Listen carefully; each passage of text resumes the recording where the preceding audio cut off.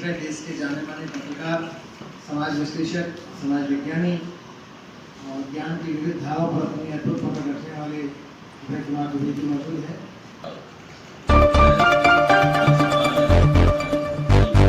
डेढ़ दशक तक मैंने पत्रकारिता की है, जब प्रवासी जनसत्ता के संपादक थे।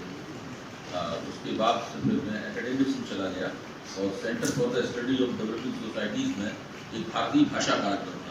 तो उस भारतीय भाषा कार्यक्रम के निदेशक के तौर पर भी मैंने 21 साल तक काम किया। उसके बाद से मैं अम्बेडकर विश्वविद्यालय दिल्ली में प्रोफेसर हूँ। अगर समसामयिक विषयों की बात करें तो मणिपुर सबसे बड़ा सब्जेक्ट है। अगर इन दिनों बात करने की है तो हर चैनल पे देख लें। और 4 मई की घटना जो बाद में 70 दिन बाद में आई है, तो उसे लेकर हम लोग बहस काफ़ी सुनते हैं सब तरफ से। सोल्यूशन कोई नहीं दे पा रहा। कहाँ एक बार चाहे वहाँ किसी भी सरकार हो, बीजेपी की सरकार है, केंद्र में बीजेपी की सरकार है, अब एक एंगल डाला जा रहा है कि भाई कोर्ट ने जो है वो एक आदेश दिया, उसकी वजह से भी वो दंगे हुए हैं। भले ही वो पारंपरिक दंगे रहते होंगे वहाँ पर। तो सोल्यूशन क्या निकलेगा इसका, मुझे थोड़ा उम्मीद है कि आप कुछ प्रकाश डालेंगे। पहले तो हमें ये समझना होगा कि मणिपुर की समस्या है क्या। मोटे तौर पर मीडिया में कुछ बातें आई हैं। मीडिया में जो आया है वो ये है कि जो मणिपुर की बहुसंख्यक आबादी है, जो मैतेई है, जो धर्म से हिंदू हैं, और वैष्णव जो हिंदुओं का संप्रदाय है, शैव, शाक्त, वैष्णव 3 मुख्य तौर पर हिंदुओं के संप्रदाय हैं। उनमें से मैतेई अपने आप को वैष्णव मानते हैं, वैष्णव परंपराओं में रचे बसे। और मैतेई समुदाय काफ़ी खुशहाल समुदाय है, काफ़ी पढ़े लिखे लोग हैं, उनके पास कोई ऐसी गरीबी की स्थिति भी नहीं है, अच्छी जगह नौकरियों में है, कला और संस्कृति के क्षेत्र में भी उनका योगदान है। मणिपुर का जो छऊ नृत्य है, आप लोग जानते हैं कि भारत के प्रमुख जो शास्त्रीय नृत्य हैं उनमें से एक माना जाता है। तो मणिपुरियों का जो एक राजनीतिक नेतृत्व था, उसने ये सवाल उठाया, मैतेइयों का जो राजनीतिक नेतृत्व था उसने ये सवाल उठाया कि उनको शेड्यूल्ड ट्राइब्स का, अनुसूचित जनजाति का दर्जा मिलना चाहिए। और इसके लिए वो काफी दिनों से प्रयास करते थे। और जब भारतीय जनता पार्टी की वहां सरकार बनी तो ये कोशिशें और ज्यादा बढ़ गई। जैसा कि आप जानते हैं, पूरे उत्तर पूर्व में भारतीय जनता पार्टी ने अपना जो प्रसार किया है वो बिल्कुल ऐसा लगता है कि ऐसे कांग्रेस ही भारतीय जनता पार्टी में बदल गई हो। जो एन बीरेन सिंह है वो भी पहले कांग्रेस में थे, जो असम के मुख्यमंत्री हैं वो भी पहले कांग्रेस में थे। त्रिपुरा में अगर आप जाएं तो 2/3 भारतीय जनता पार्टी कांग्रेस में से निकली हुई है। तो मणिपुर में भारतीय जनता पार्टी और राष्ट्रीय स्वयंसेवक संघ के पास में अपने विचारधारा में दीक्षित लोग नहीं है ऐसे जिनको वो उन तमाम कतारों में, अपने राजनीतिक कतारों में खड़ा कर सकें। ऐसी बात नहीं, वहाँ संघ का काम नहीं है। मणिपुर में संघ की करीब 100 शाखाएं लगती हैं वहाँ पर, तो वो काम है उस संघ का। तो एक कोर्ट में गया, कोर्ट में बात गई और कोर्ट ने ये सरकार से कहा कि वो मैतेइयों को अनुसूचित जनजाति का दर्जा देने पर विचार करें। जैसे ही उन्होंने ये बात कही, तैसे ही कुकियों को लगा, क्योंकि मुख्य तौर पर ईसाई हैं, एक बहुत छोटा सा हिस्सा मुसलमानों का कन्वर्टेड। सारे भारत में तो ईसाई कन्वर्टेड ही है, वहां से आए हुए ईसाई थोड़ी ना यूरोप से आए हुए। यूरोप से तो जब हिंदुस्तान आजाद हुआ, तो जब अंग्रेजों ने सत्ता का हस्तांतरण किया तो करीब 67-68 हजार अंग्रेज भारत में थे उस वक्त। उनमें से 99% अंग्रेज चले गए। 1-8% रह गए, टॉम वॉल्टर जैसे लोग जो फिल्मों में एक्टिंग करते थे वो रह गए, बाकी सारे के सारे लोग चले गए। तो ये स्थिति थी। तो वैसे ही कुकियों को लगा कि अगर मैतेइयों को अनुसूचित जनजाति का दर्जा मिल गया तो ये हमारे पहाड़ियों के ऊपर जमीन खरीदना शुरू कर देंगे, वरना वहां जमीन खरीदने की इन पर पाबंदी। तो उन्होंने उसका विरोध करना शुरू कर दिया। जब उन्होंने उसका विरोध करना शुरू किया तो फिर मैतेइयों की तरफ से भी बहुत ही आक्रामक किस्म की प्रतिक्रिया हुई, जो धीरे धीरे सरकार ने इसको दबाने की बजाय या इसको शांत करने की बजाय, जो एन बीरेन सिंह की भाजपा सरकार थी, मेरा मानना यह है कि उसने इन चीज़ों को बढ़ावा दिया। और जो मणिपुर के वैष्णव हिंदू थे, जो आमतौर पर नरम मिजाज के माने जाते हैं, उनके अंदर एक उग्र और आक्रामक प्रतिक्रिया वहाँ पर हुई। और देखते देखते जो हुआ वो अभी आपके सामने है। अब इसमें जो समझने वाली बात है वो ये है कि केंद्र सरकार भी इसको देखती रही, उसने भी इसको रोका नहीं। दूसरी समझने वाली बात है जिस पर मुझे आश्चर्य होता है कि जब भारतीय जनता पार्टी ने उत्तर पूर्व में अपना विस्तार शुरू किया तो राष्ट्रीय स्वयंसेवक संघ ने बड़ी बारीकी से उत्तर पूर्व की जो सामाजिक संरचना थी उसकी तरफ ध्यान दिया। उन्होंने पाया संघ ने कि जिस तरह से मैदान में राजनीति करते हैं उत्तर पूर्व में नहीं कर सकते। जैसे उत्तर पूर्व में हम गोरक्षा वाला मसला लड़ते हैं, वहां पर पूरे प्रदेश जो है वो गोमांस खाते हैं और कई इस तरह की चीजें थी जिनके आधार पर मैदानों में राजनीति की जा सकती है। उत्तर भारत में, मध्य भारत में, पश्चिम भारत में राजनीति की जा सकती है, लेकिन वहां नहीं की जा सकती। तो राष्ट्रीय स्वयंसेवक संघ ने भाजपा को नसीहत दी कि ये सब मत कीजिए वहां पर, और ऐसा शुरू में नहीं किया गया। मतलब जो हिंदुत्ववादी प्रचार प्रसार के जो युक्तियां थी जिनको सस्ती भाषा में हथकंडा कहते हैं, वो हथकंडे वहां इस्तेमाल नहीं किए गए और कदम दबा के उन लोगों ने आगे बढ़ाए। लेकिन ये तब तक चलता रहा जब तक कि ये मैतेइयों वाला मामला नहीं हो गया। आज स्थिति यह है कि इस मामले की वजह से राष्ट्रीय स्वयंसेवक संघ की वो नीति भी ध्वस्त हो गई और इसका प्रभाव मेघालय, मिजोरम सबके ऊपर पड़ रहा है और पूरा उत्तर पूर्व जो है जिसमें भाजपा ने जो भी कुछ काम किया था अपना उत्तर पूर्व में, उस सबके ऊपर एक बहुत बड़ा सवालिया निशान वहां पर लग गया है। भाजपा चाहती थी उसको हल कर सकती थी बशर्ते वो एन बीरेन सिंह को हटा देती। उसकी वजह यह है, उनको हटाना क्यों जरूरी था? जब वो मुख्यमंत्री बने तो उन्होंने कुकियों के इलाके पर काफी सख्ती की। वो सख्ती किस बहाने? एक बहाने से की गई। वो इलाका जो है वो नशे की खेती का इलाका है, अफीम की खेती का इलाका है। चूंकि वहां वो सब चीजें पैदा होती हैं, इसलिए वहां पे सीमाई इलाका है, तो सीमा के आर पार उसकी तिजारत भी होती है। जब उसकी तिजारत होती है तो वहां पर जो इसका व्यापार करने वाले लोगों ने अपने संगठन बना रखे हैं। वो संगठन गैरकानूनी है, जाहिर है, लेकिन उनको एक राजनीतिक रूप देने के लिए उन्होंने स्थानीय बागियों के संगठन के तौर पर चेहरा पहन रखा है, जबकि दरअसल है वो नशे की तिजारती। तो ये बात सही है कि मणिपुर की कोई भी सरकार हो, कांग्रेस की हो, भाजपा की हो, उसकी जिम्मेदारी बनती है कि वहां पर उनको नियंत्रित करे, उनको आगे न बढ़ने दे या उनको खत्म करने का प्रयास करे। लेकिन इस प्रक्रिया में उसको समझना ये चाहिए था कि इसमें कौन साधारण जनता है, कौन निर्दोष जनता है और कौन दरअसल उसके कसूरवार है। लेकिन ये सब कोई नीलछील विवेक जो होता है वो नहीं किया गया और सबके ऊपर बहुत कड़ी सख्तियां दी गई। तो क्योंकि पहले से एन बीरेन सिंह उनकी सरकार से नाराज है, पहले से ही काफी आक्रोश था उनके अंदर। फिर जब ये घटना हुई तो मामला उबल पड़ा। अब वहां अमित शाह भी गए, सब गए, वहां बैठे। अमित शाह कई दिन रहे भी, उन्होंने कई कार्यक्रम वगैरह किए, लेकिन किसी चीज का कोई नतीजा नहीं निकला। अब विपक्ष कह रहा है कि भाई सदन में इस पर लंबी चर्चा हो, छोटी भाजपा चाहती है 2.5 घंटे की चर्चा हो, विपक्ष चाहता था इस पर बड़ी चर्चा हो और सब प्रधानमंत्री अपना पक्ष रखें। अच्छा, मान लीजिए भाजपा नहीं चाहती प्रधानमंत्री पक्ष रखें, तो अमित शाह को सार्वजनिक रूप से इस मामले में अपना पक्ष रखने में किसी ने कब रोका? भाई आप संसद का सत्र तो अभी शुरू हुआ, बाहर भी रख सकते हैं, कहीं भी रख सकते हैं, आप प्रेस कॉन्फ्रेंस कर सकते हैं, आप प्रेस रिलीज जारी कर सकते हैं कि भाई ये घटना इस वजह से हुई। ऐसा कुछ नहीं किया गया। इसके ऊपर एक बहुत ही रहस्यमय किस्म की लंबी चुप्पी गृह मंत्री की तरफ से, प्रधानमंत्री की तरफ से, भारतीय जनता पार्टी, मणिपुर की तरफ से भाजपा प्रवक्ता आते नहीं थे मंच पर। जब मणिपुर में आग लगनी शुरू हुई, एक तो जो मीडिया का बड़ा हिस्सा है वो उनके पक्ष में झुका हुआ है। अगर वो चाहते इसमें कार्यक्रम नहीं हो तो कार्यक्रम होता नहीं, चर्चा नहीं होती और भाजपा के प्रवक्ताओं को आने की जरूरत नहीं पड़ती। जो बुलाना भी चाहते हैं वहां भाजपा प्रवक्ता आने से इनकार कर देते हैं। तो भाजपा का पक्ष ही नहीं आया। जो वहां की सरकार है, केंद्र की सरकार है, वही दोनों जिम्मेदार हैं। मणिपुर में तो एक भी कांग्रेस का एमएलए नहीं है, सब बीजेपी में चले गए, एक एमएलए नहीं है कांग्रेस। तो वो उनसे तो कोई की नहीं आ सकती होंगी, जब तक वो वीडियो नहीं सामने आया तब तक कुछ हुआ नहीं। तो ये स्थिति वहां की है। भाजपा अगर उसका हल करना चाहती तो वो अपने इस मुख्यमंत्री को हटा सकती थी। अगला मुख्यमंत्री भी भाजपा का ही बनता, वो भी मैतेई होता, लेकिन उसके हटाने से एक संदेश जाता, बातचीत शुरू होती। लेकिन ऐसा कुछ भी नहीं किया गया। मुझे भी आश्चर्य है कि ऐसा उन्होंने क्यों नहीं किया। इसका कोई राजनीतिक लाभ तो उनको अभी तक हुआ नहीं है, सिवा इसके कि मैतेइयों में उनका और ज्यादा पकड़ बढ़ गई होगी। मणिपुर घाटी के जो मैतेई हैं, इम्फल घाटी के, वो उन पे उनको पकड़ और ज्यादा बढ़ गई होगी। इसके अलावा तो मुझे कोई लाभ नहीं दिखता उनका जो हुआ होगा। तो इतने छोटे लाभ के लिए इतनी बड़ी राजनीतिक कीमत चुकाना इसका पूरे देश के ऊपर असर पड़ रहा है, अंतर्राष्ट्रीय स्तर पर असर पड़ रहा है, ये मुझे ताज्जुब में डालता है।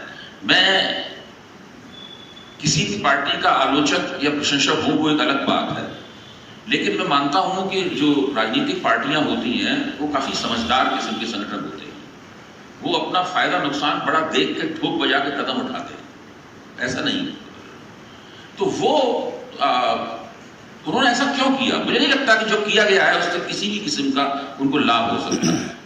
या तो किसी मुगालते में हो गया, कुछ किसी किस्म की हेकड़ी में हो गया, एरोगेंस में हो गया, क्यों हो गया? आप लोगों की जो समझ हो तो बताइए। मेरा तो क्वेश्चन ये था कि आपको उसमें सॉल्यूशन क्या नज़र आता है, होना क्या चाहिए? समस्या अपने सामने है, कई मैती की लड़ाई है, जो भी अपने सामने है, हाई कोर्ट का एक डिसीजन भी जो है विचार हो सामने है। अब इसमें हल होना क्या चाहिए? मैं इस पे बात मैं तो हर मंच में कहता रहा हूँ, सबसे पहले मौजूदा राजनीतिक नेतृत्व को बदला जाना चाहिए। ये तो एक अलग बात होगी, हल नहीं हुआ ये। नहीं, वो हल की वहां से शुरुआत होगी। हाँ। राजनीतिक नेतृत्व बदला जाएगा, इससे माहौल में नरमी आएगी, और उसके बाद में फिर जो कुकियों का पक्ष है और मैतेइयों का पक्ष है, दोनों पक्षों को सामने रख के, और देखिए अगर मैतेई अपने आप को अनुसूचित जनजाति के दर्जे पर अड़े रहेंगे तो वहां का जो एथनिक बैलेंस है, यानी जो जाति संतुलन है, वो संतुलन बिगड़ जाएगा। यही तो समझाने की आवश्यकता है। ये मैतेइयों को, भाजपा नेतृत्व को कांग्रेस की मदद लेनी चाहिए इसमें। हाँ, ऑल पार्टी मीटिंग हुकूमत वहां करती रही है, ये समझाना चाहिए कि अभी इसकी कोई आवश्यकता नहीं है। ऐसा कुछ नहीं है मैतेइयों का, ऐसी कोई नहीं है कि मैतेइयों का कुछ उनका बहुत बड़ा भारी नुकसान हो रहा हो और या उनकी प्रगति में कोई रुकावट पड़ रही हो, ऐसा कुछ नहीं है। नेतृत्व परिवर्तन आएगा, मान आपकी जो नेतृत्व परिवर्तन किया जाए तो आएगा, तो भाजपा का ही मैं कही ना हूँ, भाजपा जब उसको बदलेगी तो भाजपा का ही मुख्यमंत्री होगा। वो भी हसीनापुर से बंधा हुआ होगा ना, वो भी हसीनापुर से बंधा हुआ होगा। नहीं सर, मेरा इसमें ये है कि आप तो मान रहे हो मुख्यमंत्री को, कई लोग तो जिम्मेदार प्रधानमंत्री को भी मानते हैं ना, आप तो उसको कैसे बदलेंगे? नहीं, प्रधानमंत्री तो बदल नहीं सकते। ये इनकी को तो 2024 में देश की जनता तय करेगी कि उसको रखा जाना है कि बदला जाना है, वो तो एक अलग बात है। मेरा कहना यह है कि भारत राज्यों सभी भारत जो है वो एक संघात्मक देश है, और जो राज्य जिन प्रदेशों को पूर्ण राज्य का दर्जा हासिल है, वहाँ मुख्यमंत्री की हैसियत उन प्रदेशों के प्रधानमंत्री जैसी ही होती है। सर, ये गुजरात 2 माना जा रहा है इसको। उस परिप्रेक्ष्य में भी मैं चाह रहा हूँ कि आप कुछ रोशनी डालें कि जैसे वहाँ मुसलमानों के साथ हुआ, यहाँ ईसाइयों के साथ हो रहा है, ऐसी भी वो एक विचारधारा है। तुलना बहुत आसान सी होती है, लेकिन ये है तुलना सही नहीं है। उसकी वजह यह है कि गुजरात में तो मुसलमान और हिंदू समाज एक ही भौगोलिक दायरे में रहते थे। यहाँ पे क्या है कि जो कुकी लोग हैं वो अलग रहते हैं, पहाड़ों पे रहते हैं। मैतेई लोग घाटी में रहते हैं। एक तो दोनों का क्षेत्र अलग अलग है। दूसरे जो वो ईसाई जरूर हैं, लेकिन भारत में ईसाइयों के खिलाफ शायद ये पहली, अगर धार्मिक दृष्टि से देखा जाए तो ईसाइयों के लिहाज ये पहली इस तरह की मुहिम दिखाई पड़ रही है। पहले कभी इस तरह की मुहिम नहीं है सर, ये अघोषित युद्ध है। हाँ, आप शब्दों का अपना इस्तेमाल आप लोग कर सकते हैं। दूसरे सारी दुनिया में जो ईसाई लॉबी है बहुत शक्तिशाली है। पूरा यूरोप ईसाई है, तो ईसाई लोकतंत्र है, ईसाई सभ्यता है, पूरी तो वो लोग बहुत शक्तिशाली है। अगर आप उसमें जरूर सारी दुनिया के पैमाने पर बहुत उसकी प्रतिक्रिया होगी। और मोदी जी भी इस बात को जानते हैं। याद कीजिए 2014 में मोदी जी प्रधानमंत्री बने थे तो कई जगहों पर चर्चों और पथराव की घटनाएं हुई थी सारे देश में, तो उस पर बड़ी अंतर्राष्ट्रीय प्रतिक्रिया हुई थी। उसके बाद संघ और भाजपा ने मिलकर बड़ी सख्ती के साथ चर्चों के ऊपर होने वाले हमलों को रोक दिया। सबसे बीच में 8-9 साल में चर्चों के ऊपर पथराव की कोई घटनाएं नहीं हुई। फिर पिछले दिनों प्रधानमंत्री ने केरल के और कर्नाटक के दूसरे तमाम चर्चों में जाकर वहाँ के वो पादरियों से और जो भी उनके ईसाई धर्म के पदाधिकारी वगैरह होते हैं उनसे वो मिले। यहाँ तक कि उन्होंने अपना चोगा और पहनाया तो उन्होंने वो चोगा भी पहन लिया, अपनी टोपी पहनाई, प्रधानमंत्री ने वो टोपी भी पहन ली। तो ये सारा का सारा प्रधानमंत्री उनकी तरफ दोस्ताना हाथ बढ़ाते रहे। और ये पता है सरकार को भी कि अगर आपको यूरोप से और अमेरिका से अच्छे संबंध रखने हैं तो भारत में ईसाइयों को अपनी तरफ रखना होगा। यही सब सोचकर राष्ट्रीय स्वयंसेवक संघ ने वहां पर गोरक्षा वगैरह वाले सवालों को उठाने से परहेज भी किया था। तो उनकी नीति है, वो ईसाइयों से, मैं नहीं मानता हूं कि वो ईसाइयों से लड़ना चाहते हैं। मैं नहीं मानता हूँ वो ईसाइयों के ऊपर हमला कर, मुसलमानों को जिस तरह से वो धोखते पीटते रहते हैं, ये लगातार उनके खिलाफ एक कैंपेन चलती रहती है, चाहे घर वापसी के रूप में हो, चाहे लव जिहाद के रूप में हो, या तरह तरह के कई रूप होते हैं, या गो हत्या के सवाल पे हो, तो वो वैसा उनके साथ वो नहीं करना चाहते। अच्छा, ईसाई संख्या में इतने कम है भारत में कि उनसे चुनावी दृष्टि से कोई खतरा भी नहीं। उत्तर पूर्व के कुछ राज्यों को छोड़ के वहां पे पिछले चुनाव में आप देखिए कि भाजपा ने भी सब ईसाई उम्मीदवार ही उतारे थे। भाजपा ने अगर 100 उम्मीदवार खड़े किए होंगे तो उसमें से 72 या 75 ईसाई थे उसके अंदर। तो वो बिल्कुल उनका रवैया अलग रहा है इस घटना से पहले। इस घटना को वो नियंत्रित नहीं कर पाए, ये चीज उनके हाथ से निकल गई, और निकल जाने के बाद में जैसी तुरंत और तत्पर कार्रवाई होनी चाहिए थी उसको नियंत्रित करने, वो भी नहीं की। वो भी नहीं की। तो इस पर मुझे आश्चर्य भी है कि उन्होंने ऐसा क्यों, इससे कोई लाभ नहीं होने वाला है, सिर्फ नुकसान ही नुकसान होगा। देखिए, जब कोई सरकार चुनाव की तरफ जाती है और 10 साल उसे होने वाले होते हैं, तब उसके खिलाफ स्वाभाविक रूप से काफी एंटी इनकम्बेंसी यानी सरकार विरोधी भावनाएं जमा हो जाती है तरह तरह। महंगाई बेरोजगारी पहले से ही है, उस सरकार जो अर्थव्यवस्था की स्थिति है उसमें सरकार के हाथ में नहीं है महंगाई बेरोजगारी को नियंत्रित करना, तो वो एंटी इनकम्बेंसी को बढ़ावा देती है। उसके साथ अगर राजनीतिक निकम्मापन भी जुड़ गया, दूसरी बात ये है ना सर, ये तो क्या होगा, ये महिलाओं पर अत्याचार का मामला होकर के पूरे देश में फैल रहा है, देश में फैल रहा है, बहुत बदनामी हुई है, ये बदनामी हुई है। अच्छा, अब वो इसको एक स्पिन दे रहे हैं कि राजस्थान में क्या हुआ, छत्तीसगढ़ में क्या हुआ, केरल में क्या हुआ, ये स्पिन दे रहे हैं। और उनका जो करेक्टर अभी है बीजेपी वालों का, वो है भी ऐसा ही, चाहे वो वो शशि क्या नाम भूषण, वो जो भी है वो पहलवान वाला मामला, वो भी ब्रजभूषण शरण सिंह। अब वो जो स्पिन दे रहे हैं, इस मतदाता बेवकूफ नहीं है। मैं नहीं मानता हूं कि जनता बेवकूफ, सब लोग जानते हैं सारे देश में जगह जगह स्त्रियों के खिलाफ अपराध होते हैं, महिलाओं का अपमान किया जाता है, उनकी बेइज्जती की जाती है, रेप होता है, मोलेस्टेशन होता है, छेड़खानी, तमाम तरह तरह के अपराध होते हैं। उनके खिलाफ सख्त से सख्त कार्रवाई होनी चाहिए, इसके ऊपर राष्ट्रीय है, कौन कहेगा कि नहीं होनी चाहिए, एक बात है, लेकिन कहीं एथनिक दंगे नहीं हुए। ये जो मणिपुर में हुआ है, ये तो बिल्कुल पुलिस की भागीदारी है, पुलिस ने उनको दिया। तो सबसे छोटी उम्र की जो महिला थी, इसमें पीड़ित थी, उसने खुद कहा भाई पुलिस नहीं, हमें भीड़ के हवाले कर दिया। उसमें एक का पति जो है वो फौज में सूबेदार भी है, हम देश की रक्षा लिए लड़ते हैं, अपनी बीवी को बचा नहीं, कारगिल में लड़ा था वो। तो जी ये लंबी बात हो जाएगी, अपन देश में बैठे हैं।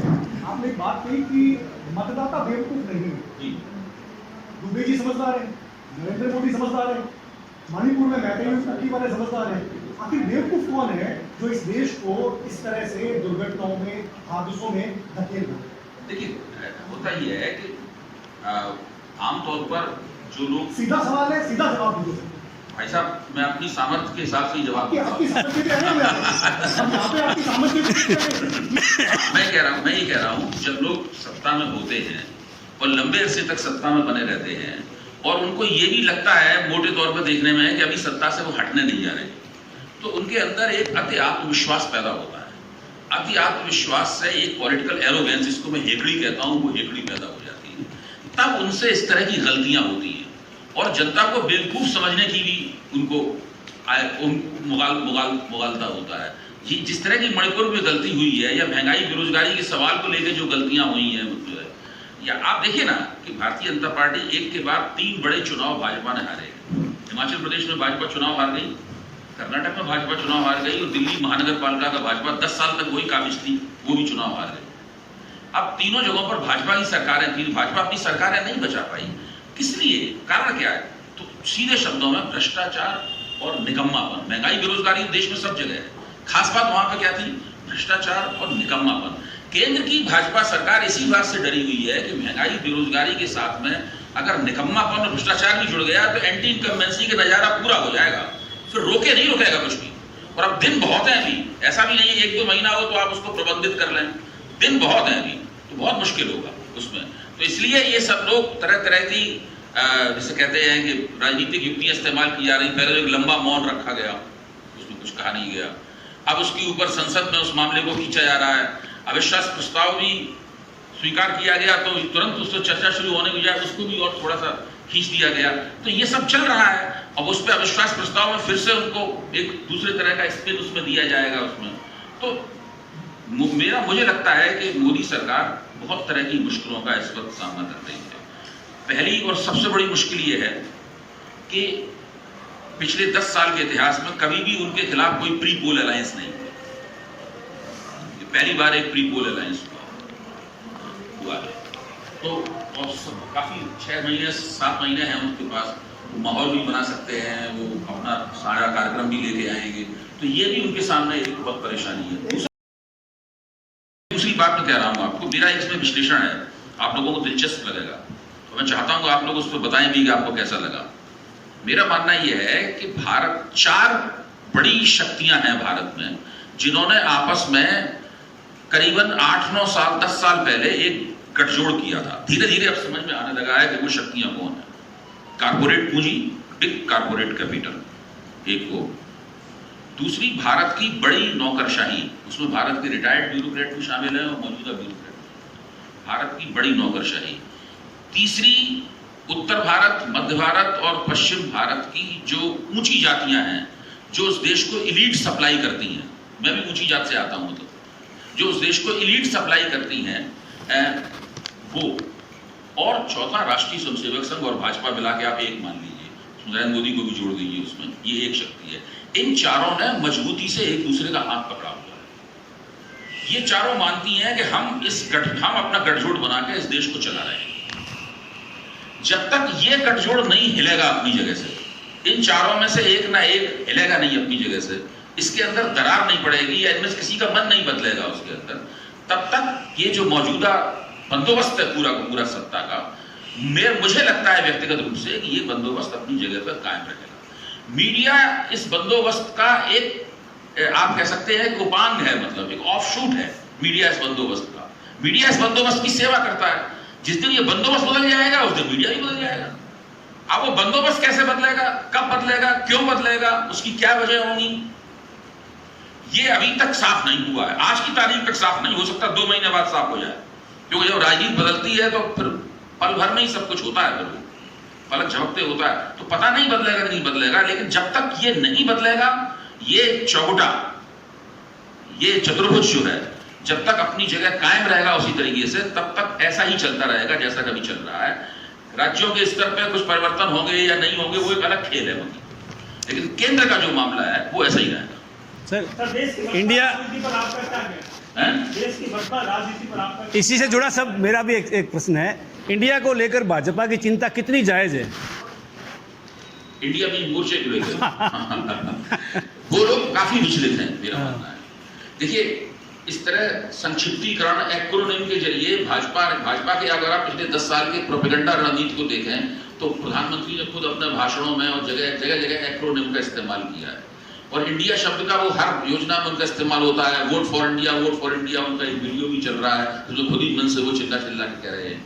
ये जो भाजपा की ही किताब के पन्ने को लेकर उसके अनुसार जो विपक्ष ने अपना नाम रखा है, तो वो उसकी वजह से भाजपा काफी चिंतित है। अब जैसे इंडिया मंडप का नाम फौरन बदलकर भारत मंडपम कर दिया गया है।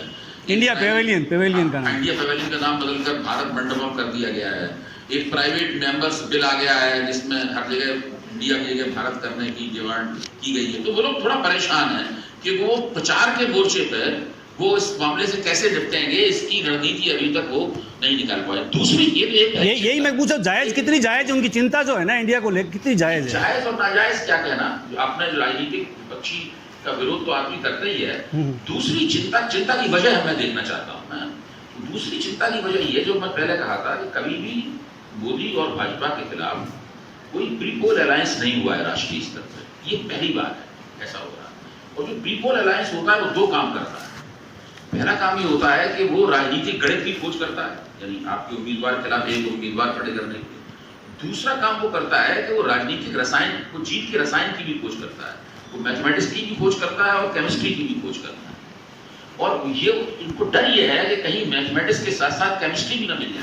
केवल मैथमेटिक्स से होता नहीं है कुछ भी। देखिए, पिछले 2019 में एसपी बीएसपी गठजोड़ हुआ था, तो कागज में साफ दिखता था, अंगड़ था कि बीजेपी को 45 सीट हार जानी चाहिए। नहीं हारी बीजेपी 45 सीट, ये लोग कुल मिला के 15 सीट जीत पाए दोनों मिला। तो इसका मतलब उनके पास रसायन नहीं था जीत का, मैथमेटिक्स तो थी। अगर मैथमेटिक्स और रसायन दोनों मिल गया ना तो भाजपा का सुपड़ा साफ हो जाएगा। अभी सर सारे विपक्ष एकजुट होने की 2 बार मीटिंग कर चुके हैं, तो क्या ये आपको लगता है कि एकजुट हो जाएगा आगे लोकसभा चुनाव को? देखिए अभी जो दिखाई पड़ रहा है उसमें तो मुझे संभावना लग रही है कि लोग एकजुट हो सकते हैं। सर राजस्थान में बता दीजिए थोड़ा सा, राजस्थान में क्या रहेगा इस बार?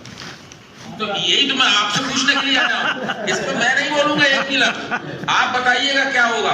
हम जो बात कर रहे हैं ना सर, नहीं आप मेरा सजेशन दो। नहीं सर, नहीं हो गया, आप लोग बहुत पूछिए। नहीं हम तो जैसे आप बताइए जिस प्रकार जैसी योजनाएं हैं, सरकार की जैसी योजनाएं हैं, उसके हिसाब से तो लगता है अगर जनता चाहती है कि ये योजनाएं लागू रहें तब तो कांग्रेस सरकार बननी चाहिए। परंतु हिंदू मुसलमान ये लास्ट मूवमेंट में क्या होता है चुनाव के समय में, एक 80-20 का एक रेशो भी एक निकाला जाता है, उसमें कुछ लोगों को लगता है कि हमें 80 के साथ ही रहना चाहिए चाहे कैसे भी हो। गुंडा तो राजस्थान में बहुत कम संख्या में है, वो तो राजनीति को प्रभावित करने की क्षमता में नहीं, यूपी थोड़ी ना। मैं जो बात कर रहा हूं, ये नहीं कह रहा हूँ मैं कह रहा हूँ एक वो बना हुआ है कि 80-20 का मतलब एक उदाहरण बना हुआ है कि भी हम लोग एक होने चाहिए, बहुसंख्यक लोग हैं, वो एक पार्टी को वोट देना चाहिए और वो है भाजपा। आपकी क्या अब तक क्या विश्लेषण है सर इसमें? मैं इस तरह से देखता हूं कि मुझे उस नेता का अध्ययन करना ज्यादा पसंद है और उसमें ज्यादा मुझे रुचि होती है जो एंटी इनकम्बेंसी को मंद करने और पलटने की कोशिश कर रहा हूं। ये काम ममता बनर्जी ने विधानसभा चुनाव में बड़ा जबरदस्त तरीके से किया था, आप लोगों को याद होगा। ये काम मुझे सबसे ज्यादा अशोक गहलोत करते हुए दिखाई पड़ रहा है इस बार की बात कर रहा हूँ, क्योंकि वो ये जो महंगाई राहत शिविर लग रहे हैं, ये अब एक अलग तरह की योजना है। अब मैं ये नहीं कह सकता कि इनके क्या असर होंगे, लेकिन ये भी नहीं मान सकता कि इसका कोई असर नहीं होगा। इसका असर होगा। अशोक गहलोत ने एक अपने आप को एक ब्रांड के रूप में पेश किया है। सचिन पायलट क्या है ना, देखिए ये सब तो राजनीति का यही तो मजा है कि ये सब चलता ही रहता है। आपको बिल्कुल मजेदार गुलाब जामुन खाने को नहीं मिलता है। गुलाब जामुन में छोटे छोटे कंकड़ भी होते हैं। लेकिन सर यहाँ का रिकॉर्ड रहा है, जब मुख्यमंत्री अशोक गहलोत के नेतृत्व में चुनाव लड़ा गया तब तक यहाँ कांग्रेस हारी है। हाँ, और सचिन पायलट के नेतृत्व में पिछली बार सरकार आई थी। ये सब ठीक बात आप कह रहे हैं, ये जो हकीकत है इससे कौन इनकार कर सकता है। लेकिन दूसरी हकीकत तो ये भी है कि कांग्रेस इस बार सचिन पायलट के नेतृत्व में नहीं, अशोक गहलोत के नेतृत्व में चुनाव लड़ रही है। आला कमान ने सचिन पायलट को जो भी करने की इजाजत दी हो, कुल मिला के आला कमान ने उनको मैसेज यही दिया है कि भाई आप अभी चुनाव होने दीजिए। हाँ, मेरा मानना ये है कि कांग्रेस अशोक गहलोत के नेतृत्व में चुनाव लड़ रही है और जो कुछ भी इस चुनाव की हार जीत होगी उसका श्रेय अशोक गहलोत को ही मिलेगा। अगर वो हारे तो उनके हिस्से में जाएगी हार, जीते तो भी उनके हिस्से में जाएगी। बहुत बहुत धन्यवाद।